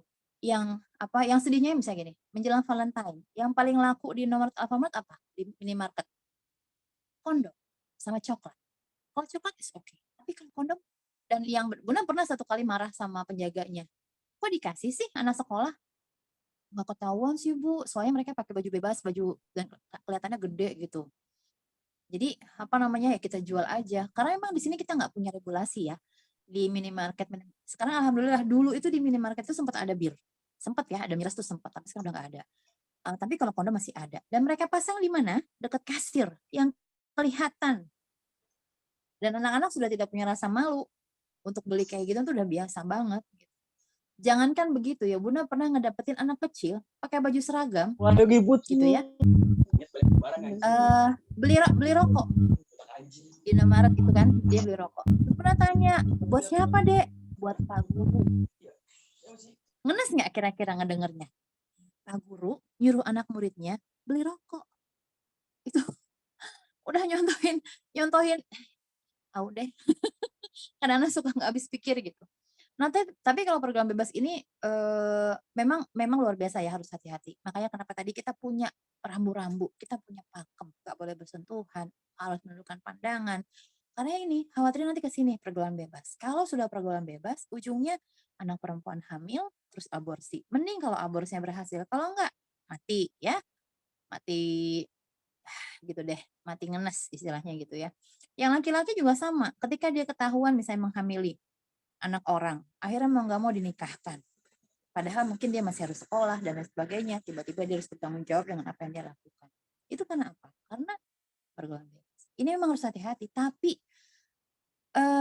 sayangnya gitu ya, orang tua sekarang dengan mudahnya memberikan HP di usia yang belum waktunya. Jadi harusnya tuh anak tuh megang HP itu kan kayak dua sisi mata uang. Satu sisi dia kalau kita pakai buat kebaikan banyak ya, buat belajar, buat ngapalin Quran, dan lain sebagainya itu banyak. Tapi kalau kita mau nyari sampah itu isinya semuanya. Film-film porno lah, apa namanya, ya hal-hal yang tidak baik dan lain sebagainya. Itu yang terjadi. dan itu dipegang sama anak-anak. Nah, itu yang harus hati-hati. Makanya kenapa sekarang terjadi peristiwa anak-anak usia SD sudah, mohon maaf ya, sudah berhubungan seks, usia SMP, usia SMA itu sudah biasa gitu buat mereka. Karena penasaran, dari penasaran akhirnya mereka begitu. Jadi ini adalah ini bentuk penyimpangan yang paling banyak terjadi di masyarakat. Dan orang tuanya juga nggak peduli. Bahkan, mohon maaf gitu, ada orang tuanya juga yang sudah paham agama gitu ya, padahal gitu. Ini Bu Bubun, oh ditawarkan beasiswa apa tuh tadi belum selesai bacanya. Nanti dibaca deh di chatnya. Jadi bahkan ada yang anak pemuka agama, ya sekarang lagi heboh ya. Nanti cari sendiri deh yang kasus di Jombang. Itu kan juga menyedihkan bagaimana seorang guru mencontohkan yang tidak baik. Ini sekarang terjadi kayak gitu. Makanya benar ya kata Rasulullah di hadis itu, kenapa orang Islam itu harus menjaga yang di bawah, yang di atas janggut sama yang di bawah janggut, sama yang di bawah perut. Maksudnya adalah menjaga mulut sama menjaga kemaluan. Itu harus hati-hati banget. Nah, kalau selanjutnya ada lagi yang lain apa? Perilaku seks menyimpang. Ini pasti sudah tahu maksudnya apa. Percaya nggak, Bunda, waktu di Semarang itu ada anak SMA curhat. Bun, gimana ya cara ngasih taunya? Kenapa? Temen aku kayaknya gay deh. Hah? Iya, itu di grup kelas. Dia itu ngasih kode-kode sama teman cowoknya. Gitu. Rupanya mereka nggak sadar, itu masuknya ke grup kelas. Salah kirim ya kayaknya WA-nya. Janjian di kamar mandi. Laki sama laki. Anak SMA. Baru kelas 2. Kelas 10, kelas 11 berarti. Coba. Itu mereka taunya dari mana? Kalau bukan dari HP. Sekarang kan mau nyari gampang ya. Googling. Gay di Kabupaten Bogor. Oh, ada tuh grup-grupnya. Dilarang penasaran ya, nggak boleh penasaran ya. Nggak usah dibukain. Tapi ada. Dan itu jumlah pengikutnya ribuan. Bayangin, kayak gitu. Ini bahaya banget. Kemarin kita sudah ada acaranya ya, webinar tentang LGBT. Itu emang parah banget sekarang. Dan itu tanpa kita sadari sudah dipropagandakan sejak zaman dahulu kala. Mulai dari acara ekstravaganza, mungkin kalau yang tahu ya. Tapi kalau anak-anak mungkin nggak tahu, tapi ibu-ibunya pasti tahu. Acara ekstravaganza, kemudian lawakan-lawakan, acara-acara lawakan, tapi pasti ada peran bencongnya. Awalnya kita yang jijik kalau ngeliat bencong takut gitu ya zaman kecil dulu. Lama-lama karena sudah terbiasa melihat di televisi, seolah-olah biasa. Akhirnya karena biasa, kita bisa nerima tuh di pergaulan ada teman yang gondek-gondek gitu biasa. Akhirnya nggak berusaha untuk kita perbaiki, nggak berusaha untuk kita bantu gitu ya, kayak begitu. Karena yang namanya atau bahkan ya mungkin kalau masih level ringan ya, belum sampai gay, itu namanya same sex attraction. Jadi dia baru punya ketertarikan dengan orang sesama jenis, baru punya ketertarikan doang, tapi nggak sampai nggak sampai dalam gitu ya, nggak sampai punya pacar sesama gay, nggak gitu ya. Jadi masih taraf SSA. Ini aja buat ngobatinnya. Jadi Bunda punya teman namanya Kasino Egi, dia punya dia psikolog, punya komunitas namanya Sahabat Peduli, itu khusus buat nanganin anak-anak yang edik sama game, kecanduan game, dan juga orang-orang yang SSA, baru SSA loh ya. Jadi belum sampai terjerumus homoseks tuh enggak gitu, tapi baru SSA doang, baru tertarik doang. Itu buat ngobatin orang yang SSA aja itu bisa bertahun-tahun. Dan rata-rata mereka susah diobati karena mental health. Jadi kan kayak begitu-begitu tuh bukan perilaku seks menyimpang, itu bukan gen, enggak ada ceritanya itu. Kromosomnya soalnya dia XXY, jadi X-nya 2, makanya dia melambai. Enggak ada cerita kayak begitu. Memang ada ya, itu kalau dalam Islam disebutnya al-khunsa. Al-khunsa itu kalau perempuan kan dalam bahasa Arab tuh unsa, pakainya hamzah, unsa. Tapi kalau orang-orang yang begitu nih agak melambai, itu disebutnya di masa Rasul disebutnya hunsa.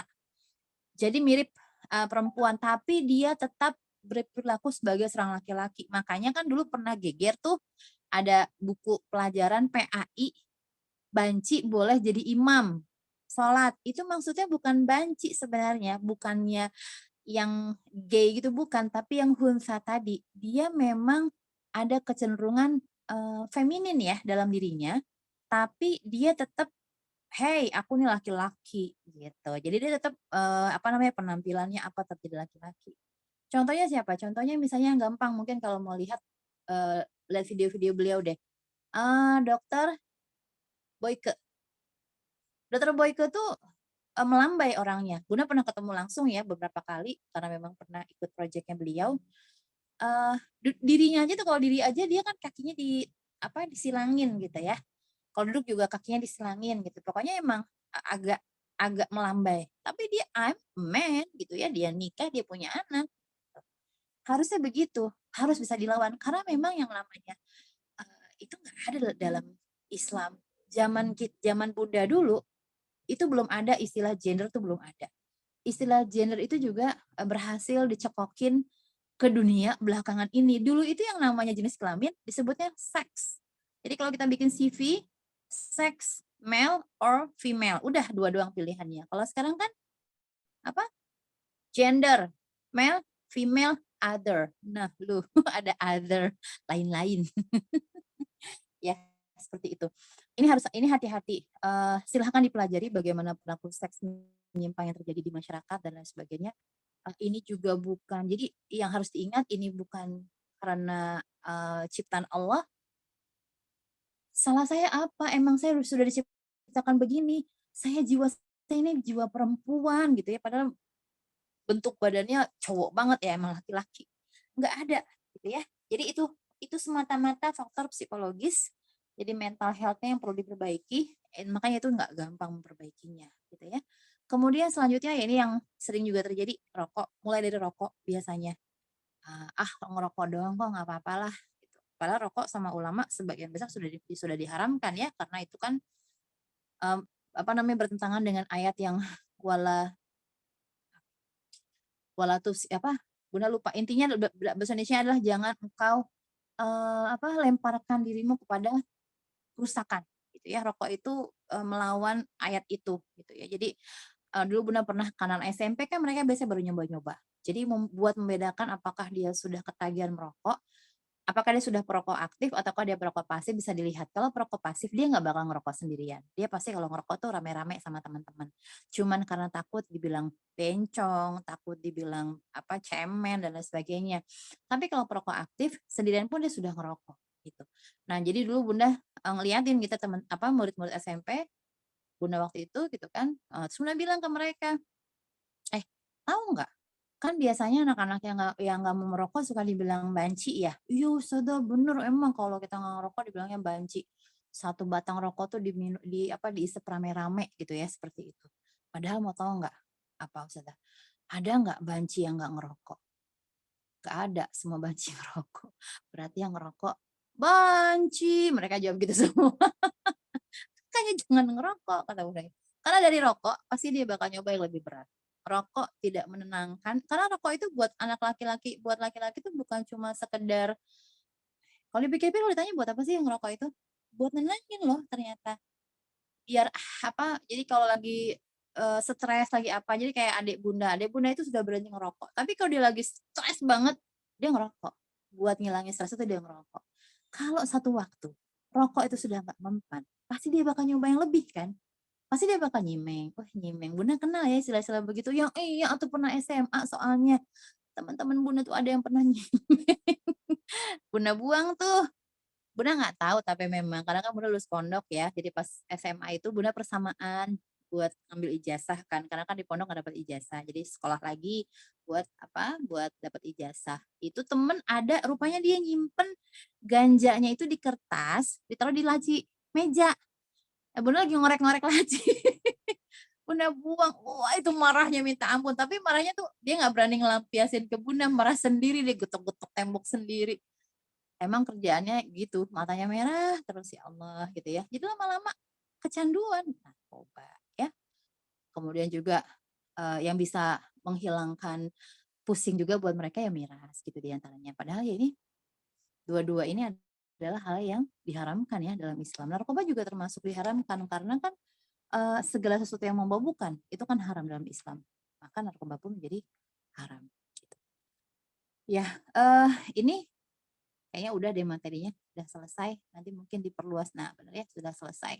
Mudah-mudahan, kayak Bunda bilang kan, hope you all with the best Muslim generation, insya Allah. Itu kalau misalkan sudah tahu apa batasannya, sudah tahu pakem-pakemnya, tetap jadi anak Muslim yang gaul, yang keren gitu ya, yang wow gitu ya, maksudnya yang orang-orang, bukan berarti kita mengharap ya, tapi maksudnya yang bisa menjadi inspirasi buat remaja-remaja yang lain tanpa kita kehilangan jati diri kita sebagai Muslim. Itu aja syaratnya gitu. Jadi jadilah remaja yang gaul, remaja yang keren, remaja yang oke, jadi inspirasi buat orang lain gitu. Tapi tanpa menanggalkan identitas kita sebagai seorang Muslim. Harus bisa ya, insya Allah. Ya, itu saja yang dapat Bunda sampaikan. Mudah-mudahan bisa jadi pencerahan buat semuanya. Silahkan dikembalikan ke Mas Raka. Boleh kita perluas dengan tanya jawab ya. Baik, Assalamualaikum warahmatullahi wabarakatuh. baik. Alhamdulillah, terima kasih atas materi yang baik sekali ya tadi yang disampaikan oleh Bunda Lila.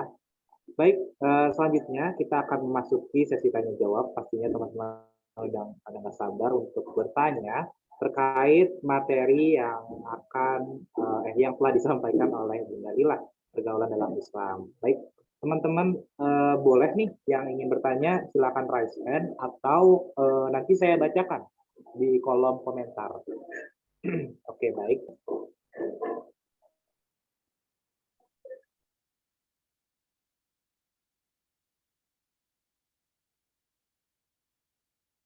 Kayaknya udah paham. Betul ya.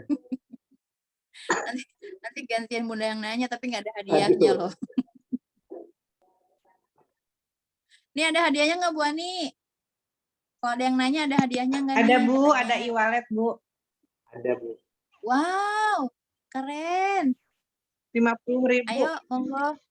Oke, baik. Mungkin pertanyaan pertama ya, De Raki ya, ingin tanya. Boleh, boleh. Sebelumnya apakah suara saya terdengar? Kedengeran, kedengeran. Ya, baik. Dalila, aku izin tanya. Di beberapa kayak kajian itu kan tadi juga disebutkan sama Bunda kalau misalnya kita berteman dengan seorang nanti pas di akhirat itu kita ditanyain dan nanti kita dipanggil ini teman kita, maka kalau misalnya mereka jahat misalnya ya atau berbuat kejahatan kita ditarik ke neraka walaupun kita itu melakukan suatu hal yang baik. Nah, bagaimana kalau misalnya kita sudah mengajak teman itu, tapi dia tidak mau berbuat kebaikan atau berbuat kebaikan gitu lah. Nah, itu bagaimana? Apakah kita tetap mempertanggungjawabkan diri kita sebagai teman atau bagaimana, Bunda? Makasih. Iya. Baik. Ini langsung apa gimana? Langsung mungkin, jawabnya. Nggak apa-apa. Oh, boleh. Kalau mau langsung jawab, silakan. Jadi gini, Deraki ya. Memang itu tadi makanya kenapa kita harus memilih sahabat itu yang memang orang yang solih yang bisa kita percaya. Paling tidak mereka bisa jaga amanah nggak nih gitu ya, bisa jaga rahasia-rahasia kita misalnya seperti itu.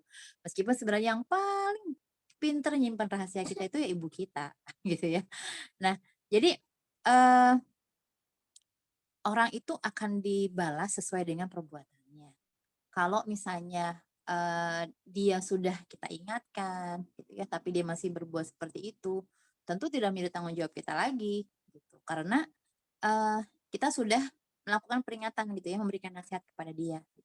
Dan gini, seringkali orang itu ketika melihat sesuatu yang kurang, jadi misalnya kayak ada sahabatnya nih kayaknya kok dia gitu sih dan lain sebagainya. Seringkali kita tuh pengen segala sesuatu tuh instan. Pengen dia segera berubah, pengen dia baik. Kalau dia belum baik juga kayak gimana gitu ya. Padahal ternyata yang namanya hidayah itu kan hak prerogatif Allah ya. Tugas kita itu hanya mengingatkan, tugas kita itu hanya memotivasi gitu ya, seperti itu. Makanya kenapa para nabi dulu gitu. Jadi kalau kita baca surat Al-Qasas itu rata-rata mereka mengatakan in ajriya illa anallah gitu ya. Jadi bahwasanya balasan itu hanya dari Allah. Tugas kita ini, tugas para nabi itu hanya menyeru, hanya mengingatkan, hanya memotivasi, hanya memberi kabar gembira atau kabar buruk gitu ya, basyira wa nadhira, kabar gembira atau kabar ancaman. Adapun hasil itu diserahkan sama Allah. Karena kita terbiasa, mungkin mungkin segala sesuatu tuh kita lihat tuh hasilnya. Padahal ternyata kan Allah lihat proses ya, proses seperti apa. Bisa jadi kayak ya kayak gini deh, kayak misalkan yang gampang ya, Nabi Muhammad sedemikian cintanya sama pamannya Abu Thalib, kalau beliau mau angkat tangan minta, ya Allah berikanlah hidayah kepada pamanku sebelum sakaratul maut ya, sebelum beliau sekarat gitu ya misalnya, tentu pasti Allah akan berikan. Tapi memang sudah ditakdirkan bahwa sampai akhir hayat dia tetap dalam kondisi kekafiran. Makanya kan terus Nabi doa setelah Abu Thalib itu wafat, Nabi Muhammad terus berdoa supaya diringankan gitu azabnya. Makanya kan katanya azabnya Abu Thalib itu paling ringan, yaitu ketika dia dimasukkan ke neraka, ditaruh nih di neraka, terus ubun-ubunnya mendidih. Itu doang, itu yang paling ringan gitu di neraka. Itu hukuman yang paling ringan yang diberikan Allah kepada Abu Thalib. Dan dalam surat, benar lupa surat apa ya, kata-katanya tuh innaka latahdi man ahbabta walakinallaha yahdi may yasha. Jadi Allah bilang menenangkan hati Nabi Muhammad yang sedih banget gitu ditinggal pamannya yang sudah mati-matian membela perjuangan dakwah Islam tapi juga nggak masuk Islam gitu ya. Itu kan terus Allah bilang sesungguhnya kamu tidak bisa memberikan hidayah kepada siapa yang kau mau, kepada siapa yang kau cintai. Tapi Allah lah yang memberikan hidayah kepada yang beliau mau gitu. Kepada yang dia mau. Makanya kenapa kita terus ya tiap hari kan ihdinas siratal mustaqim, ihdinas siratal mustaqim, karena hanya Allah yang bisa memberikan hidayah kepada seseorang. Jadi kalaupun kita sudah mengingatkan teman, sudah memotivasi, udah doain yang kuat, yang banyak, mudah-mudahan dia bisa menjadi orang yang baik dan nanti bisa membawa kita ke surga. Itu kan maunya gitu ya. Kalau misalkan insya Allah kita orang baik gitu, lihat teman kita di neraka, kita angkat dia ke surga. Sebaliknya begitu. Bisa jadi mungkin kita yang di neraka, dia yang di surga, dia angkat kita ke surga. Gitu ya, Dirahi ya. Jadi jangan terbebani. Oke, baik. Apakah sudah cukup, Derapi? Sudah, terima kasih Bunda Lila. Iya. Alhamdulillah ya. Oke, baik. Untuk selanjutnya, sepertinya sudah ada pertanyaan di kolom komentar. Baik, saya izinkan untuk baca ya Bu ya, satu-satu. Ya. Untuk yang pertama ada pertanyaan dari Muhammad Fatih. Mungkin kita bisa jawabnya mungkin dua pertanyaan dulu ya Bun ya? Iya, mangga. Oke, baik. Izin bertanya Bun, bagaimana menghadapi seseorang yang ultra feminis yang mengatakan bahwasannya mereka tidak butuh pria? Untuk pertanyaan yang kedua dari saudari Ade Nurul ya. Bun, saya mau nanya soal memilih teman yang baik. Pertanyaannya, jika ada teman yang tidak memakai hijab, terus kita sebagai temannya sudah sering mengingatkan, tapi tetap diabaikan oleh dia. Apakah kita kena dosa juga, Bun? Terima kasih. Oke, baik Bunda, bisa dijawab dulu dua pertanyaan tersebut. Ya, jadi soal feminis ini Masya Allah ya, ini produk barat yang masih laku sampai sekarang, heran gitu. Padahal dalam Islam sudah jelas-jelas kalau kita baca sejarah peradaban dunia, gitu, hanya Islam yang memuliakan wanita sedemikian hebatnya. Kalau kita lihat peradaban-peradaban lain, itu Masya Allah mereka jahatnya sama perempuan tuh luar biasa. Makanya kenapa feminis itu kan tumbuhnya di London pertama kali ya, itu masih di tahun 1800-an, itu mereka sudah mulai melakukan gerakan-gerakan bawah tanah itu mereka, karena mereka tidak puas dengan kebijakan-kebijakan terhadap perempuan.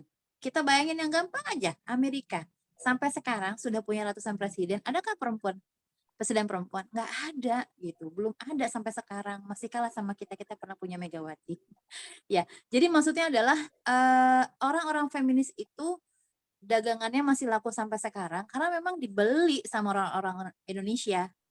Jadi bahkan sekarang kalau misalkan teman-teman mau tahu bagaimana mereka sudah masuk ke dunia-dunia kampus, sudah masuk sampai ke level terkecil ya, grup-grup PKK itu sudah masuk. Jadi misi kajian di UNES di Semarang itu, jadi dalam materi teks yang menyimpang, tapi mesti diselipkan bagaimana sama-sama gitu. dalam Islam tuh tetap ada perempuan. Nah, sudah ada feminis yang terkenal namanya, beliau pengarang novel Saman, Ayu Utami.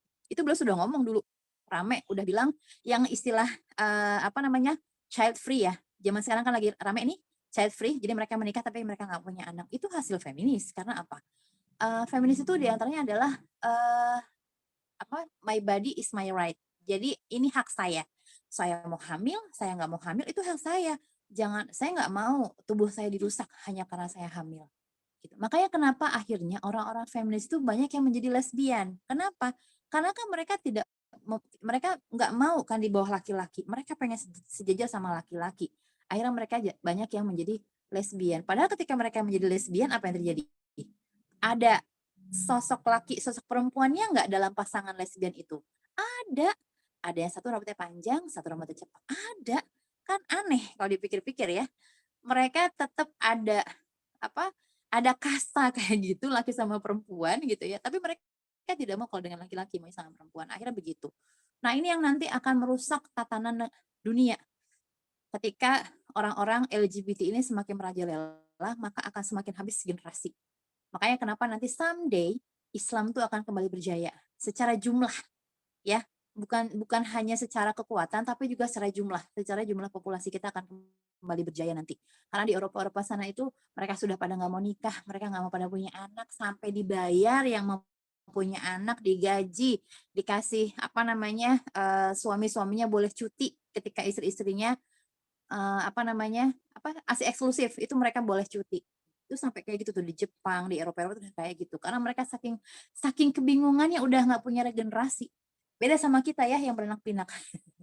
Jadi menghadapi orang seperti ini, kalau menurut Bunda sih kalau memang dia nggak ganggu ya, nggak ganggu dalam artian dia tidak menyebarkan pemikirannya, woles aja, nggak usah ditanggepin. Malah makin senang kalau ditanggepin. Tapi kalau dia menyebarkan pemikirannya, ngajak debat dan lain sebagainya, ya kalau memang bisa kita sadarkan. Kalau enggak ya memang sulit gitu. Karena ini kan sudah jadi doktrin ya buat mereka, bahwa mereka tuh dijajah sama laki-laki. Jadi memang bahaya banget nih gitu ya, tentang feminisme juga bahaya banget. Mungkin gitu ya, Devaki ya, Mas Fakih. Selanjutnya tentang memilih teman yang baik. Ya enggak dong. Itu tadi seperti yang saya sampaikan, sama hampir mirip ya pertanyaannya sama Deraki gitu ya. Tapi kalau kita sudah memotivasi, kita sudah mengingatkan, ya kita sudah berfi al-qalam lah. Allah nggak akan catat dosa kita karena teman kita tidak berhijab, nggak ada hubungannya. Kalau orang tuanya bisa jadi, ayahnya bisa jadi gitu ya. Mungkin bisa kita pendekatannya gitu ke teman yang belum mau berhijab. Lo nggak kasihan sama bapak, nggak kasihan sama bokap lo, nanggung dosa tuh lo nggak mau pakai hijab, gini gitu ya. Terus difahamkan juga keutamaannya perempuan berhijab dibandingkan perempuan yang tidak berhijab tentu berbeda gitu.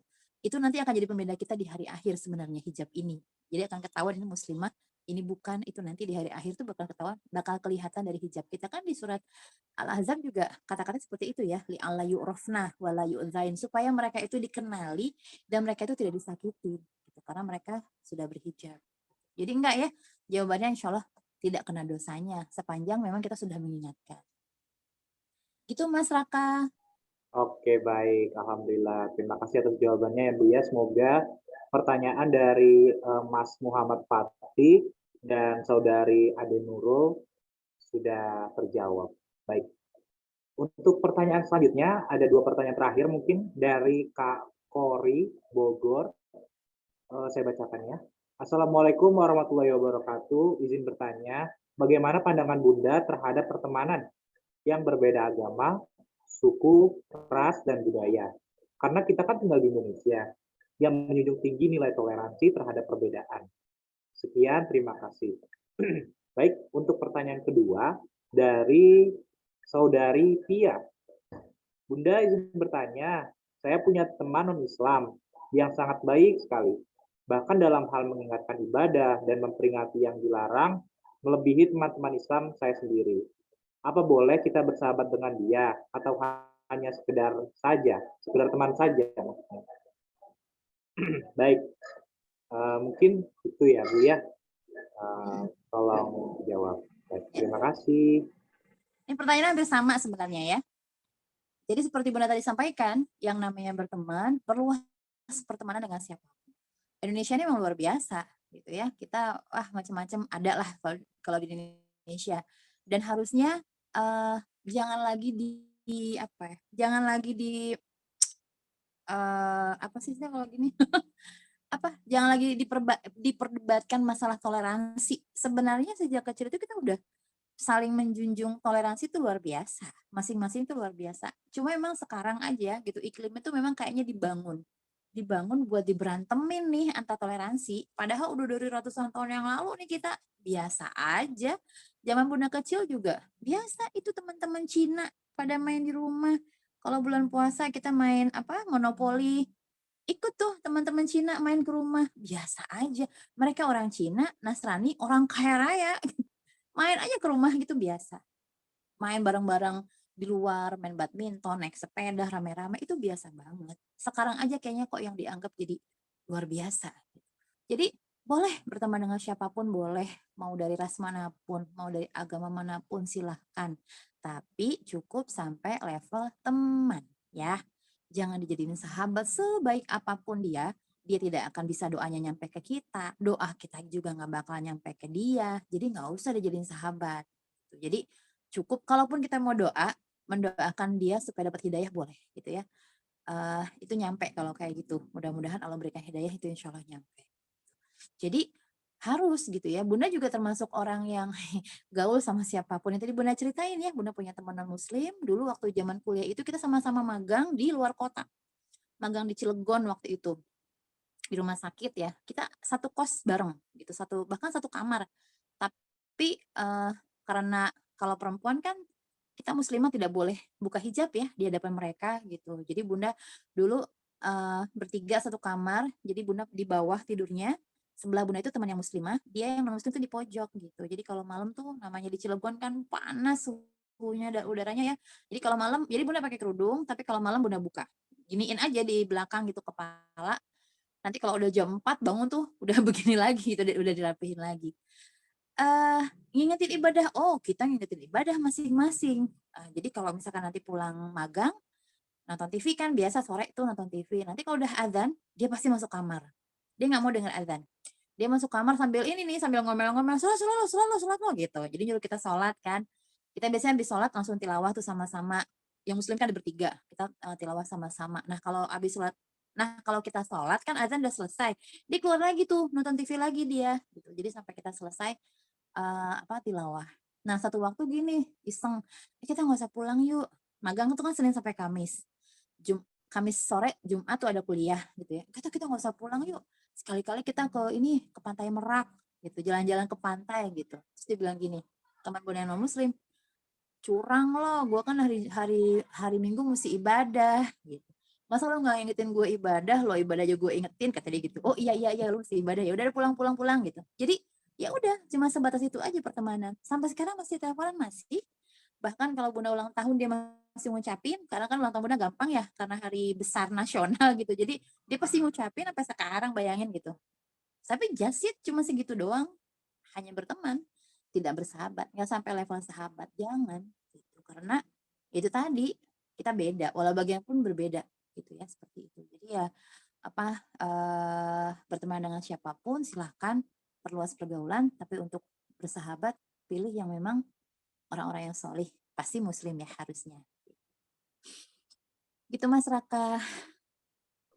Oke, baik. Alhamdulillah, semoga pertanyaan tadi terjawab ya Kak Kori dan Kak Via. Mungkin ada pertanyaan terakhir nih Bu, dari Kak Siti dan Saudari Ade Nurul. Nah, untuk pertanyaan dari Kak Siti seperti ini ya. Assalamualaikum Bunda, izin bertanya, kalau berdesak-desakan di kereta yang padat, apakah termasuk ikhtilat atau tidak Bun? Baik, untuk pertanyaan kedua dari Saudari Ade Nurul, Bun izin bertanya lagi soal hijab. Untuk orang yang tidak mengingatkan untuk berhijab, apakah dosa ya? Nah, baik Bunda, bisa langsung dijawab.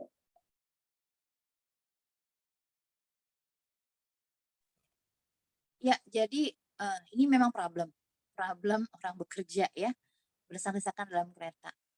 Kalau ditanyakan apakah termasuk ikhtilat atau tidak? Iya, itu termasuk ikhtilat. Karena percaya nggak di kereta itu bisa terjadi perselingkuhan? Percaya nggak? Percaya deh, percaya deh. Karena emang pernah kejadian gitu. Dan bukan cuma sekali dua kali. Jadi dulu zaman kereta masih masih zaman dulu ya. Jadi belum sebagus sekarang lah gitu. Jadi ada nih pekerja-pekerja yang mereka barengan kan, mau nggak mau ketemu di kereta gitu. Itu kemudian sampai ngeliat itu, mohon maaf ya, sender-senderan, pijet-pijetan, pokoknya akrab banget. Bunda sampai karena Bunda juga sering ada di gerbong itu, tapi kalau Bunda duduk karena kan dari Bogor ya, mereka tuh pasti di bawah gitu. Terus mereka ini Bunda pernah nanya, itu suami istri bukan, tapi sikapnya itu sudah seperti suami istri. Jadi memang yang namanya ikhtilat itu pasti ada dampaknya. Apakah kemudian ada rukhsah gitu ya buat yang bekerja ikhtilat seperti itu? Allah alam. Bunda belum pernah gitu ya yang mengatakan boleh berdesak-desakan seperti itu, belum pernah ketemu. Jadi memang kalau bisa dihindari. Makanya sekarang alhamdulillah sebenarnya kan sudah ada gerbong perempuan ya. Sepadat apapun gitu ya, kalau Bunda berusaha untuk ada di gerbong perempuan gitu. Karena kalau yang namanya perempuan ya walau bagaimanapun ya mahram gitu. Jadi kalau dengan non muslim pun bolehkah kita bersentuhan dengan perempuan non muslim? Boleh. Kenapa nggak boleh buka aurat? Kalau buka aurat itu khawatir itu nanti akan menjadi aibnya kita. Kalau kita ada aib, jadi aibnya kita umat Islam yang akan dibicarakan oleh orang-orang non muslim. Makanya kenapa kalau soal aurat kita tetap harus menjaga aurat. Tapi apakah kita boleh bersentuhan dengan mereka? Boleh, nggak masalah. Duduk bersama misalnya itu nggak masalah gitu. Jadi memang ini masih jadi problematika perempuan bekerja. Jadi memang perempuan bekerja itu sebenarnya boleh nggak perempuan bekerja? Boleh. Di bukunya Dr. Abdul Halim Mahmud juga dikatakan boleh perempuan bekerja, apalagi pada ranah bidang-bidang yang memang harus ada perempuan. Polisi, dokter, perawat, psikolog, sipir penjara, misalnya itu memang mesti ada perempuan. Boleh, gitu silahkan. Tapi memang terus ada syaratnya kalau buat perempuan itu. Harus ada izin wali, kemudian harus menutup aurat, harus bisa menjaga diri. Termasuk diantaranya adalah ikhtilat itu tadi ya. Harus berupaya menjaga diri dari ikhtilat. Seperti itu. Allah alam ya. Kemudian selanjutnya soal hijab. Kalau kita nggak mengingatkan untuk berhijab, apakah berdosa?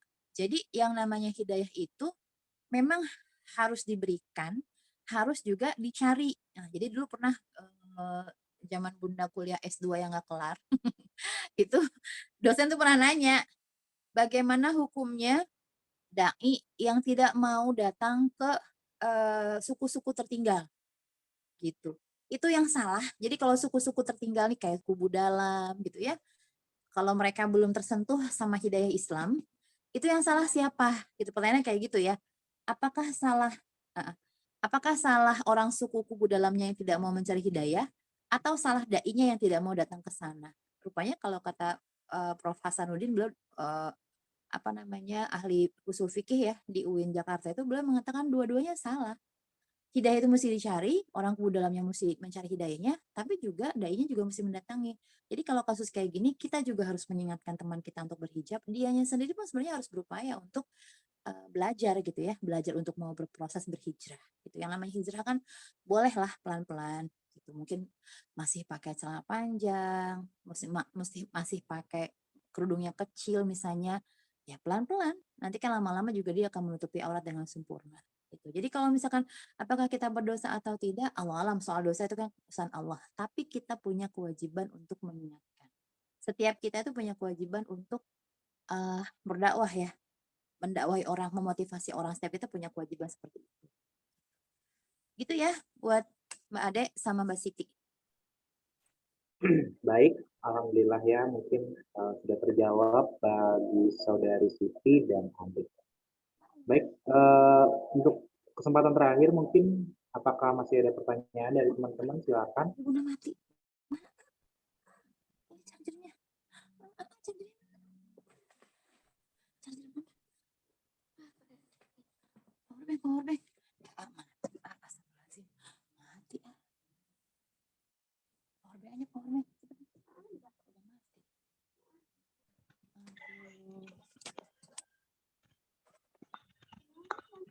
Sepertinya udah masyarakat. Oke, baik kalau gitu sebenarnya sudah tidak ada yang bertanya lagi ya Bun ya. Oke, sebelum kami tutup webinarnya, izinkan saya untuk menyebutkan bagi peserta yang beruntung mendapatkan door prize pada hari ini. Baik, untuk yang pertama ada Kak Syafira Al-Ghifari, yang kedua ada Arzeti, yang ketiga ada Kak Muhammad Fatih, yang keempat ada Kak Kori Bogor, yang kelima ada Kak Tia, dan yang terakhir ada Kak Siti. Baik, untuk nama-nama yang telah saya sebutkan tadi bisa langsung menghubungi panitia, boleh ke saya maupun ke Bu Erni. Oke, baik. Untuk selanjutnya, izinkan saya untuk mengambil kesimpulan. Alhamdulillah, materi yang sangat bagus sekali ya teman-teman. Ternyata pergaulan pada zaman sekarang sangat berpengaruh dalam perkembangan karir, karakter pada remaja Gen Z, terutama pada penggunaan sosial media. Dan sebagai remaja, kita diperbolehkan untuk menggapai mimpi setinggi mungkin dan bersosialisasi dengan memperhatikan kaidah-kaidah dalam Islam. Serta sebagai generasi muda, kita bisa saling menghargai dan memuji baik ke orang tua, keluarga, teman, dan lingkungan kita. Sehingga kita bisa menjadi pribadi yang bermanfaat dan selalu berada pada kebaikan untuk sesama. Amin, amin ya rabbal alamin. Mungkin saya berikan kesempatan terakhir untuk closing statement dari Bunda. Boleh Bunda? Masih ada? Oke, baik. Bu Lila HP-nya mati, Mas. Oke, kalau begitu terima kasih kepada teman-teman yang sudah hadir pada webinar serasi pada malam hari ini. Semoga ilmu yang disampaikan tadi bisa bermanfaat untuk kedepannya untuk kita semua. Amin, amin ya robbal alamin. Dan untuk teman-teman yang tadi dapat door prize bisa menghubungi panitia, ke aku juga nggak apa-apa. Dan untuk teman-teman tetap stay ya di grup karena akan ada sesi berikutnya di bulan Agustus nanti. Mungkin itu saja yang bisa saya sampaikan. Kurang lebihnya saya mohon maaf. Wabillahi taufiq wal hidayah. Wassalamualaikum warahmatullahi wabarakatuh.